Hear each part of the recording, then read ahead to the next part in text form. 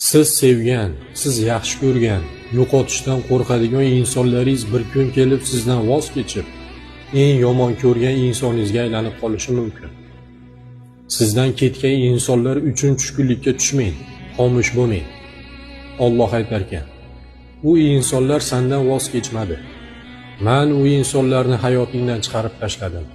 Chunki sen ko'rmagan, sen eshitmagan suhbatlarni men eshitgan edim." O'zingizni qo'lga oling. Allohdan keladigan yaxshilikni kuting. Bu yaxshilik kechikishi mumkin, lekin juda go'zal bo'ladi.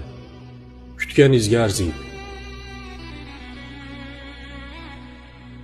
Siz sevgan, siz yaxshi ko'rgan, yo'qotishdan qo'rqadigan insonlaringiz bir kun kelib sizdan voz kechib, eng yomon ko'rgan insoningizga aylanib qolishi mumkin.